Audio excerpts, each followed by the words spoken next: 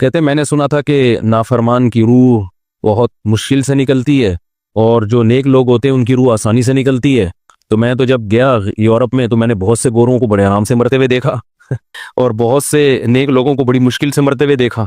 تو یہ کیا ہے؟ تو کہہ رہے مجھے تو اسلام کے بارے میں اشکالات شروع ہو گئے. میں نے کہا آپ نے جن سے یہ تقریر سنی ہے نا کہ نیک لوگ کی روح آرام سے نکلتی ہے، بروں کی مشکل سے نکلتی ہے، انہوں نے آدھی بات بتائی ہے، پوری نہیں بتائی. میں نے کہا یہ تو صحابہ کے دور میں نے کہا اگر آپ حدیثیں پڑھ لیتے ایک آیت سے کبھی تھوڑی مسئلہ حل ہوتا ہے. آپ کسی کی ایک بات لے رہے ہیں، دوسرے موقع پہ جو اس نے تشریح کی ہے وہ آپ نہیں لے رہے. میں نے کہا معاذ اللہ، اگر کسی کی کوئی موت کی کسی کو بہت تکلیف ہو رہی ہے، اس معاذ اللہ اس کے برے ہونے کی علامت ہے، تو یہ تو پھر کفر ہے. احادیث میں آتا ہے کہ آپ صلی اللہ علیہ وسلم کو موت کی تکلیف دوسروں سے زیادہ ہوئی ہے. آپ صلی اللہ علیہ وسلم فرمایا اوعکو کما یوعکو رجلان منکم، مجھے بخار میں اتنی تکلیف ہوتی ہے جتنی تم میں سے دو آدمیوں کو ہوتی ہے. آپ پر جب بیماری آتی تھی نا، آپ کو تکلیف دوسروں سے زیادہ ہوتی تھی. اور امی عائشہ رضی اللہ تعالی عنہا فرماتی ہیں کہ نبی صلی اللہ علیہ وسلم کا سر مبارک میری گود میں تھا جب آپ کی روح نکلی ہے، اور آپ کی جو میں نے موت کی تکلیف دیکھی ہے، جس شدت میں آپ جس تکلیف میں تھے، اس کے بعد مجھے کسی کی موت کی جو آسانی سے کوئی دنیا سے گیا ہو نا، اس کے مرنے پر مجھے کبھی رشک نہیں آیا. رشک کا کیا مطلب؟ کہ بھئی یہ اتنی آسانی سے چلا گیا تو اس کا مطلب یہ زیادہ اچھا تھا، اور معاذ اللہ آپ صلی اللہ علیہ وسلم کے اعمال کم تھے، تو یہ تو ممکن نہیں ہے نا. کہتے ہیں مجھے کبھی کسی پہ رش نہیں آیا کہ آرام سے مر گیا تو بہت نیک ہوگا. ٹھیک ہے نا، بہت مشکل ہے سمجھانا. امی عائشہ فرماتی ہیں کہ یعنی امی عائشہ کی حدیث کا مفہوم بیان کر رہا ہوں کہ نبی صلی اللہ علیہ وسلم کی موت کے وقت جو تکلیف کی حالت تھی، اس کو جب سے میں نے دیکھا ہے، تو امی عائشہ کی بات کا خلاصہ یہ ہے کہ اب اگر میں کسی کو دیکھتی ہوں نا کہ آرام سے روح نکل رہی ہے، یعنی آرام سے مر رہا ہے، دنیا سے جا رہا ہے، تو مجھے اس پہ رش نہیں آتا کیونکہ بہت نیک ہوگا. کیا مطلب؟ اس کا نیک عمل سے تعلق بولتے کیوں نہیں ہے. لیکن ہمارے ہاں سارا مدار کس پر ہے؟ مرنے کے بعد شکل کیسی ہے اس کی؟ آڑا ترشا ہو گیا تو جہنم میں جا رہا ہے اس کا مطلب. اور اگر مرا ہوا ہے، دانت کھلے میں، ایسا لگ رہا ہے مسکرا رہا ہے، سیدھا کہاں جا رہا ہے؟ او بھائی، اگر خدا نخواستہ کوئی لکوے کا مریض تھا، کوئی فالج کا مریض تھا، وہ تو مرے گا تو اس کا تو بیچارے کا ہوگا تھوڑا سا چہرہ بھی ٹیڑھا ہو سکتا ہے، کچھ بھی ہو سکتا ہے، نیک لوگوں کا بھی ہو سکتا ہے. تو مدار کس پر ہے؟ اعمال پر. اور نیک لوگوں کو بعض دفعہ موت کے وقت ڈبل تکلیف دی جاتی ہے. ایک تو اس لیے دی جاتی ہے، یا تو اس لیے کہ کوئی گناہ ان کا باقی رہ گیا ہوتا ہے. اللہ کیا کہتے ہیں؟ بھائی قبر میں جانے سے پہلے اس کو ہمارے پاس دھلا کے لے کے آؤ، صاف ستھرا ہو کے. اب ہمارے پاس آ رہا ہے تو اب ہم نہیں چاہتے کہ اس کے گناہوں کی گٹری ہو، اس کو پاک صاف کر کے لے. میں نے بڑے بڑے بزرگ دیکھے جن کو آخری وقت میں بہت مصیبت میں گزری ان کی، یعنی زندگی کے آخری ایام، بیٹیوں کی ٹینشن، کسی بیٹی کو طلاق ہو گئی، وہ گھر آ گئی، کوئی اور مسئلہ ہو گیا، تو بڑی ٹینشن میں آخری وقت. لیکن وہ زبان سے کیا کہتے تھے؟ شکر. کیا شاید اللہ تعالی ہمارے گناہوں کو معاف کرنا چاہتا. اولاد کی حدیث میں آتا ہے کہ انسان کو اس کی گھر والی کی طرف سے، اس کی اولاد کی طرف سے، اس کے جسم کی طرف سے تکلیفیں پہنچتی رہتی ہیں اور اس کے گناہ معاف ہوتے رہتے ہیں، حتی لقی اللہ طاہرا مطہرا، جب اللہ کے پاس آتا ہے نیٹ کلین، بالکل گناہوں سے پاک صاف ہو گیا. لیکن یہ تکلیف ہوتی ہے جس میں صبر کی توفیق بھی ملتی ہے، کیونکہ اللہ دے رہا ہے نا تکلیف، اور اللہ سزا کے طور پہ نہیں بلکہ کفارے کے طور پہ، تاکہ ہمارے پاس آئے تو صاف ستھرا ہو گئے. تو اس تکلیف میں پھر صبر کی توفیق، اس لیے علماء کہتے ہیں جس تکلیف میں صبر کی توفیق مل رہی ہے، سمجھ لو یہ رحمت ہے. یہ کیا ہے؟ رحمت. یہ اللہ آپ کو بنانا چاہ رہا ہے کچھ. اب لوگ کہتے ہیں یہ والی تکلیف کیوں، وہ والی کیوں نہیں آئی، یہ تو بہت زیادہ ہو گئی. تو بھئی اللہ سے کوئی نہیں لڑ سکتا، وہ جو دے رہا ہے وہ اس پہ صبر کرو. اسی کو کہتے ہیں تقدیر پر رضا. جو اللہ نے مقدر کیا ہے اب اس پہ کیا ہے؟ کوشش کریں گے، اللہ سے عافیت مانگے، اے اللہ ہمیں تکلیفیں نہیں چاہیے، ہم تو ویسے ہی کمزور ہیں، ایسا نہ ہو تکلیف میں اور ہی نافرمانی پہ نہ آ جائے. ہمیں تو خوشیوں بھری زندگی چاہیے، اور اللہ ان خوشیوں میں شکر کی توفیق دے کے گناہ معاف کر دے. ٹھیک ہے نا؟ جیسے لوگ حکیم کے پاس جاتے ہیں، حکیم صاحب کے پاس دو طریقے ہوتے ہیں علاج کے. ایک طریقہ تو یہ کہ بھائی یہ کڑوی گولی ہے، 2-3 کھاؤ گے فٹ فاٹ ہو جاؤ گے، اس میں یہ بھی پرہیز، یہ بھی پرہیز، یہ بھی پرہیز. اور ایک طریقہ ہوتا ہے بھائی دودھ جلیبی کھاؤ، علاج لمبا ہو جائے گا، لیکن وہ دوا میں کیا ہے؟ دودھ جلیبی. تو آپ کہتے ہو بھائی یہ دودھ جلیبی والا مجھے دے دو، ٹھیک ہے لمبا علاج کروا لوں گا، فائدہ دیر سے ہوگا، لیکن میں یہ کریلے کا جوس نہیں پی سکتا. تو ہم نالائق لوگ ہیں. شکر سے بھی انسان کے ترقی ہوتی ہے، تو اللہ سے یہ مانگنا چاہیے اللہ ہمیں نعمتیں دے، تکلیفوں سے بچا، اور شکر کی توفیق دے تاکہ ہمارے درجات بلند ہو. تو شکر کے بھی تو بڑے فضائل ہیں نا. تو مانگنے تو کیونکہ عبدیت اور غلامی کا تقاضا یہ ہے کہ اللہ سے عافیت مانگی جائے، لیکن اللہ تکلیف دے دے تو اس پہ صبر. تو ہمارے نبی صلی اللہ علیہ وسلم کو ہاں یا تو اس لیے تکلیف ہوتی ہے گناہ معاف، یا اس لیے کہ درجات بلند. اللہ چاہتا ہے کہ بھئی یہ دنیا آزمائش کی جگہ ہے، جب آخرت میں آنا تو اتنا تجھے نوازوں، تو ہمارے نبی صلی اللہ علیہ وسلم جنت میں آخرت میں سب سے اعلیٰ مقام کس کا ہوگا؟ سید الانبیاء محمد صلی اللہ علیہ وسلم، حضرت آدم سے بھی زیادہ، نوح علیہ السلام سے بھی زیادہ۔ تو اللہ نے فرمایا کہ آپ کو پروٹوکول دینے کے لیے آخری جو اب آپ کا آخرت کا سفر ہے نا، اس میں مادی تکلیف آپ کو دوسروں سے زیادہ دی جائے گی۔ یہی وجہ ہے کہ حضرت فاطمہ رضی اللہ تعالی عنہا آپ کی چہیتی بیٹی، جب انہوں نے آپ صلی اللہ علیہ وسلم کی اس تکلیف کو دیکھا نا، جو موت کے وقت تکلیف تھی اور جو بخار کی شدت تھی، واہ کرب ابتا، فرماتی تھی ہائے میرے والد کا کرب، بہت زیادہ غمزدہ ہو گئی ان کو دیکھ کر کس قدر تکلیف میں ہے۔ تو آپ صلی اللہ علیہ وسلم نے فرمایا لا کرب علی ابیک بعد الیوم، کیسے تسلی کے جملے۔ اپنی بیٹی سے فرمایا اے فاطمہ تیرے باپ پر آج کے بعد کوئی تکلیف، بولو لا کرب علی ابیک بعد الیوم، اس میں بھی آپ صبر کا پہلو تلاش کر رہے ہیں، شکر کا، بس یہ اللہ کی طرف سے آخری ہے۔ آج کے بعد اے میری بیٹی تیرے باپ پر کوئی تکلیف نہیں، اپنی بیٹی کو بھی تسلی دے رہے ہیں کہ غم ہلکا کر، بس یہ اللہ کی طرف سے آخری ہے، آج کے بعد کوئی تکلیف نہیں ہوگی۔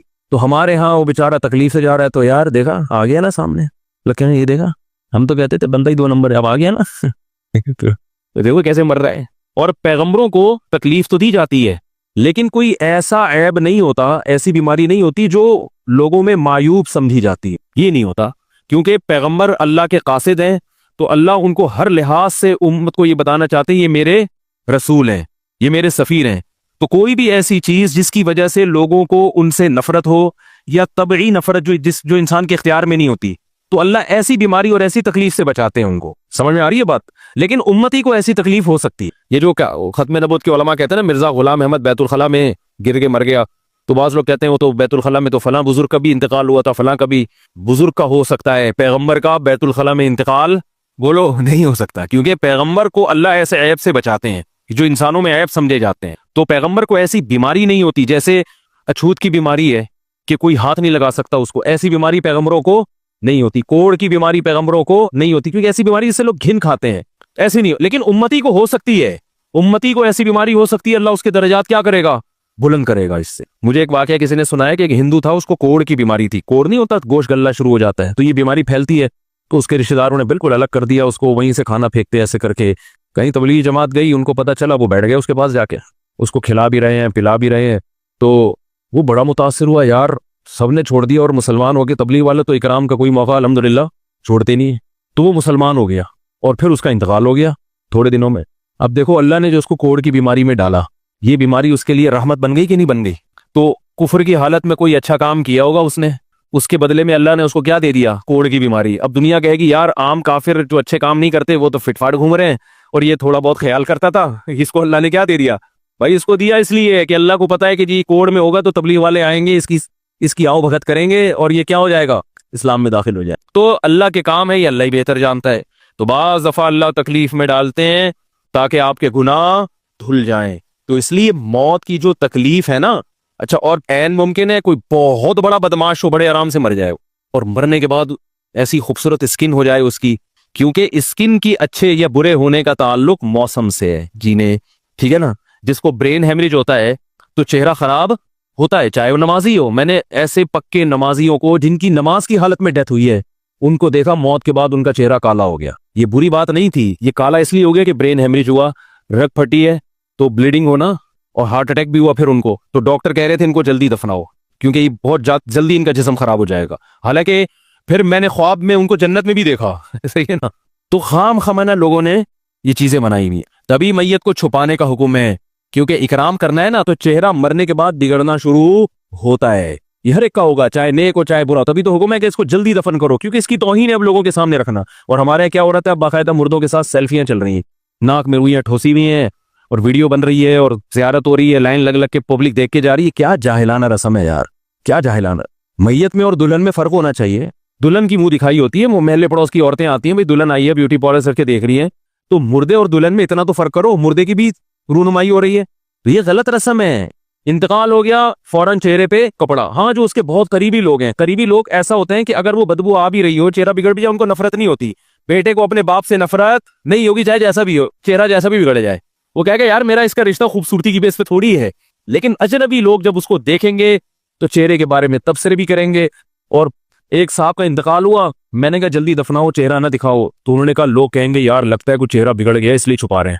میں نے کہا اب تو اور چھپانا چاہیے، اس لیے کہ جس کا بگڑ جائے اس کو تو چھپائیں گے تو پھر لوگ یقیناً کہیں گے بگڑا ہوا چہرہ ہے. تو اس رسم ہی کو ختم کر دینا چاہیے. انتقال ہوا فوراً چہرے پہ کپڑا. ہاں بیوی دیکھ سکتی ہے اپنے شوہر کو, یا بیٹے ہیں, یا اس طرح جو بھائی بہن ہیں قریبی, وہ دیکھ لیں. باقی پبلک سے چھپا کے اس کو فوراً کیا کرو, دفن. اب تو قبر میں جا کے بھی دکھا رہے ہوتے ہیں.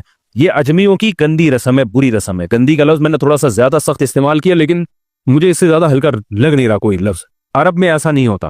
سعودی عرب میں جو ہے نا, عرب لوگ بہت سی چیزوں میں ابھی بھی اسلام کے بہت قریب ہیں. بڑے ہم لوگ چونکہ ہندوؤں کے ساتھ زیادہ رہے ہیں نا انڈیا میں, تو بہت سی چیزیں ہم نے وہاں سے کیا لی ہیں جو مذہبی لوگوں میں بھی آئی ہیں. عرب میں یہ سسٹم نہیں ملے گا آپ کو. عرب میں جب تک زندہ ہے احترام, ادب, تمیز. انتقال ہو گیا فوراً سے پہلے دفنایا. قبر پہ تختی بھی نہیں لگاتے. وہ جب جائز ہے تختی لگانا, لیکن وہ بھی نہیں لگاتے. کہہ رہے اب اس کو تختیوں کی ضرورت نہیں ہے, اب دعاؤں کی ضرورت ہے. دعائیں ہوتی رہتی ہیں ابا کے لیے, صدقات و خیرات کرتے ہیں. تب ایسا صدقے کرتے ہیں عرب کہ آپ کی سوچ ہوگی. ایسی سخاوت ہے عربوں میں, اپنے ابا کے لیے, اپنی اماں کے لیے دعائیں کرتے ہیں. وہ میں نے بتایا نا ایک واقعہ, میں نے بہت پہلے سنایا تھا. جدہ میں کسی کے ہاں ٹھہرا ہوا تھا سعودی عرب میں, پاکستانی تھے. وہ کسی عرب کے ساتھ 30 سال سے ملازمت کر رہے تھے. عربوں کا نا آپ کو ایک پہلو دکھایا جاتا ہے میڈیا پہ, جو اچھا پہلو ہے وہ نہیں دکھایا جاتا. جو اسلام کی وجہ سے ان میں خوبی ہیں وہ نہیں دکھایا جاتا. تو ایک عرب شیخ تھا جس کی ہاں یہ ملازم. دوسرا عرب کا جو اصل کلچر آپ کو ملے گا گاؤں دیہاتوں میں. شہروں میں تو پتہ نہیں کون کون آگے آباد ہوا ہے, اس میں اچھے بھی ہیں برے بھی ہیں. کہہ رہے میں نے دیکھا کہ وہ ایک عرب شیخ اپنی فیکٹری سے نکلا, میں تو ایک بھکاری آیا, اس نے اللہ کے نام پہ کچھ مانگا. اس کے پاس پتہ نہیں تنخواہ بانٹنے نکل رہا تھا کیا نکل رہا تھا, اس کے پاس بہت سارے پیسے تھے ریال. تو اس نے اس کو بھکاری کو دے دیے.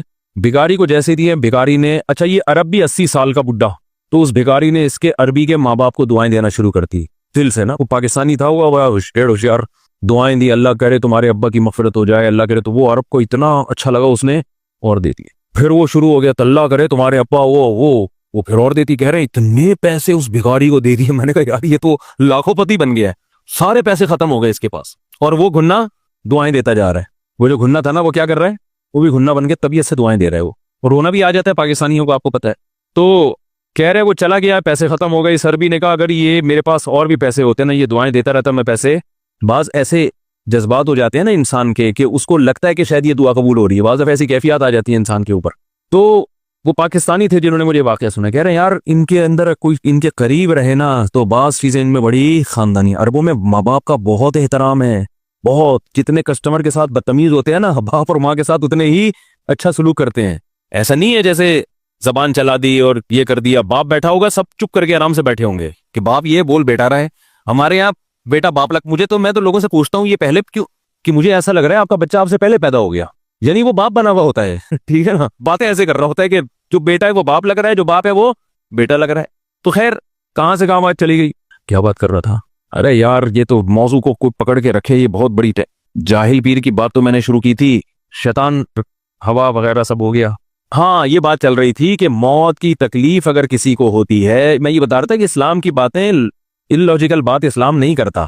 ہاں مذہبی لوگ بعض دفعہ ایسی باتیں کر کے لوگوں کو بیوقوف بنا دیتے ہیں, قرآن کی آیتوں کی غلط تفسیر کر لیتے ہیں کہ بھئی وہ اتنی تکلیف سے مرا, اس کا مطلب وہ جہنم میں جائے گا, وہ نیک آرام سے مر گیا. تو قرآن و سنت سے ملتا ہے کہ نیک لوگوں کو موت کی تکلیف بہت دفعہ ہوتی ہے, زیادہ بہت دفعہ نہیں بھی ہوتی. اب یہ نہیں کہ کوئی آرام سے مر گیا تو آپ کہیں سیدھا جہنم میں گیا, اس کو تو تکلیف ہی نہیں ہوئی, یہ بھی ضروری نہیں ہے. ٹھیک ہے, اس کو بولے یہ اللہ کی رحمت ہے, اچھا گمان رکھنا چاہیے نا کہ بھئی یہ اللہ نے پہلے ہی دھلا دیا اس کو. تو یہ جو موت کی تکلیف جس کو قرآن میں آتا ہے نا کہ برے لوگوں کو موت کی تکلیف ہوتی ہے, وہ روح نکلنے کی ہے. کہ جب عالم برزخ کی طرف روح جاتی ہے اور اس کو برزخ کی چیزیں نظر آنا شروع ہوتی ہیں, تو پھر روح چاہتی نہیں ہے کہ میں جسم سے جدا ہوں, لیکن فرشتے اس کو کھینچ کے نکالتے ہیں. تو یہ عالم برزخ کی چیز ہے, اس کا اس مادی زندگی سے تعلق نہیں ہے. مادی زندگی میں تو کسی کے یہاں گولی مارو گے نا, ٹھا کر کے گئی نکل گئی مر گیا, اور کسی کو کیما بنا کے مارو گے تڑپا کے تو تڑپ تڑپ کے مرے گا. وہ مادی زندگی میں کسی کو آگ میں پھینکو گے تو جل کے مرے گا, چاہے نیک آدمی ہو. اور کسی کی گردن اڑاؤ گے تلوار سے تو 1 منٹ میں کیا ہو گیا, ختم. لیکن جو اس کی روح نکل رہی ہے, خدا کے پاس جا رہی ہے, وہ منظر نافرمان کا بہت ہی بھیانک ہوتا ہے. اور نیک آدمی کی روح ایسے پرواز کرتی ہے, وہ اس کی تکلیف ہے. اور اس پہ میں ایک واقعہ بھی سنا چکا ہوں, دوبارہ نہیں سناؤں گا, کہ کیسے دنیا میں بھی اس کے مشاہدات ہوئے ہیں لوگوں کو, کہ کیسے ان کو آخرت کی چیزیں نظر آنا شروع ہو گئی ہیں اور وہ باتیں کر رہے ہیں, باقاعدہ بتا رہے ہیں فروح و ریحان و جنت و نعیم. جو قرآن میں آتا ہے نا, فرشتے آتے ہیں اس کی روح قبض کرتے ہیں, تو وہ بعض دفعہ اللہ دنیا میں بھی دکھا دیتے ہیں